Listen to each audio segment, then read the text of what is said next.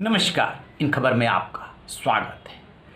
Corona के कोहराम के बीच एलोपैथी बनाम आयुर्वेद, बाबा रामदेव बनाम आईएमए का विवाद अभी थमा भी नहीं था कि उनके खास सहयोगी आचार्य बालकृष्ण ने इस पूरे विवाद को एक नया टर्न दे दिया है। उन्होंने कहा है कुछ लोग इस देश को क्रिश्चियनिटी में तब्दील करना चाहता है, इसीलिए बाबा रामदेव, योग, आयुर्वेद को टारगेट किया जा रहा है। और साथ में वो फोटो ट्वीट की है जो आईएमए के अध्यक्ष हैं डॉक्टर जयलाल, उनका।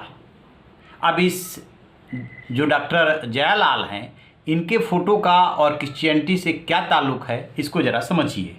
वो आईएमए के प्रेसिडेंट हैं।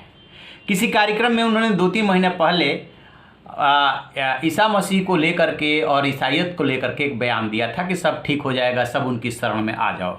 तो इसको इस रूप में सोशल मीडिया पे ये चला कि जैसे कि वो सभी डॉक्टरों से कह रहे हैं कि आप क्रिश्चियन बन जाओ या प्रभु ईसा मसीह के शरण में आ जाओ, इस तरीके की बात हुई। और जब बाबा रामदेव का डॉक्टरों से झगड़ा चल रहा था, उस दौरान भी ये सोशल मीडिया पे खूब चला।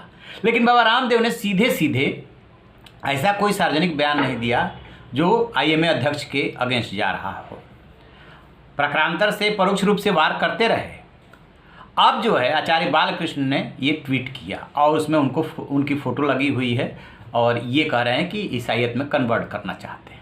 क्या है इसका मकसद? कहाँ ले जाना चाहते हैं इस डिस्प्यूट को? इस कंट्रोवर्सी का कोई तो मकसद होगा।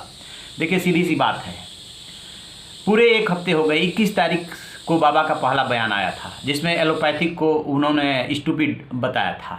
इसके बाद उन्होंने ये कहा कि मैंने सफाई में, जब डॉक्टरों ने और आईएमए ने विरोध किया, कि मैंने तो एक सोशल मीडिया पर चल रहा मैसेज पढ़ दिया था, उसे डॉक्टर संतुष्ट नहीं हुए। फिर स्वास्थ्य मंत्री डॉक्टर हर्षवर्धन ने बाबा से बात की। बाबा से बात करने के बाद, चूँकि वो खुद ईएनटी स्पेशलिस्ट एलोपैथी के डॉक्टर हैं, डॉक्टर हर्षवर्धन, पब्लिक पोस्चरिंग के लिए उन्होंने चिट्ठी लिखी बाबा को और बाबा से कहा कि आप अपना बयान वापस लीजिए, इससे लोगों को बहुत स्वाभिमान को ठेस लग रहा है।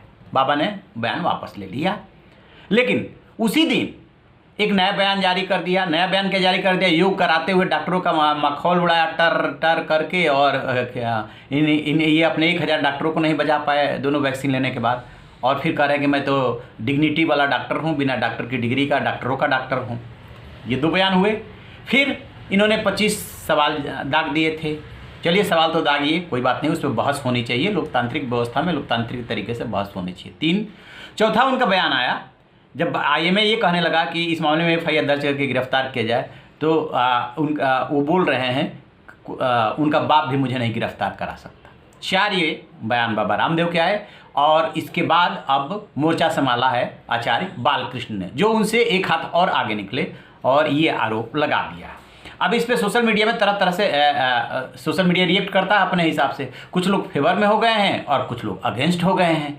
तो अब ये सवाल ये बनता है कि आखिरकार इस विवाद को क्यों छेड़ा गया? 1 हफ्ते हो गए। विवाद को इसलिए छेड़ा गया है कि मीडिया में जो है और सोशल मीडिया में बहस का विषय क्या है? एलोपैथी बनाम आयुर्वेद, बाबा रामदेव बनाम आईएमए।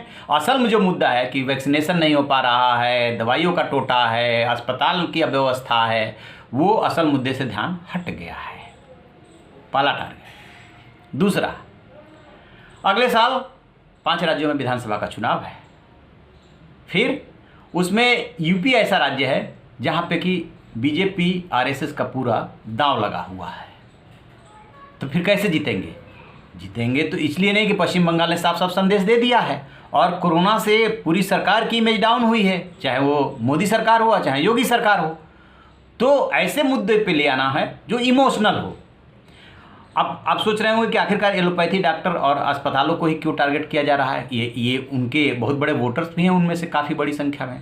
इसलिए किया जा रहा है कि जो कोरोना से हाल के दिनों में मौत हुई है, उसमें बहुत बड़ा एक वर्ग है जो बीजेपी का डेडिकेटेड वोटर है, कोर वोटर है, लेकिन वो अंदर से हिला हुआ। जिस तरीके से अस्पतालों ने पैसा लूटा है, जिस तरीके से मरीज मरे हैं, जिस तरीके से उनके अस्पताल में देखभाल नहीं हुई है, वो कहीं ना कहीं टूटे हैं अंदर से। प्रधानमंत्री नरेंद्र मोदी वर्चुअली जब बनारस की मीटिंग को संबोधित कर रहे थे तो रो पड़े थे। वो जो उनकी अंदर की भावना है अपने लोगों को लेकर के, वही कहीं ना कहीं अभिव्यक्त कर रहे थे। तो इस समय इन लोगों को ऐसा लग रहा है कि जो अंदर का डिप्रेशन है, लोगों की जो भड़ास है, इसको बाहर आने दो इसी आयुर्वेद बनाम एलोपैथी की लड़ाई में। हफ्ता 10 दिन निकल जाने दो, लोगों का भड़ास कुछ आ जाएगा। और फिर क्या होगा कि जो कोर वोटर है, जो बाबा बात कर रहा है कि आयुर्वेद में इसका इलाज है, अस्पताल जाने की ज़रूरत नहीं है, ये हम कर सकते हैं, वो उन लोगों को अपीलिंग लग रहा है। क्यों अपीलिंग लग रहा है? क्योंकि उनका मानना है कि हमने 10-10, 20-20 लाख रुपया दे भी दिया, डेड बॉडी से अस्पताल वालों ने पैसा वसूला और मरीज भी हमारा नहीं बच पाया। तो इससे तो बेहतर है कि हम बाबा का इलाज घर पे कर लिए होते तो पैसा भी बचता है और ये हसर भी नहीं होता। तो बहुत सारे कारण हैं। राजनीति में होता क्या है कि जो हो रहा होता है असल में वो दिखता नहीं है, जो दिख रहा होता है वो हो नहीं रहा होता है। यही इसका इस पूरे विवाद की जड़ में जाएंगे तो आप पाएंगे कि बाबा सरकार द्वारा संरक्षित हैं और एक मोहरा भर है। तो आप रहिए ना बेखबर, देखते रहिए इन खबर। Thank you.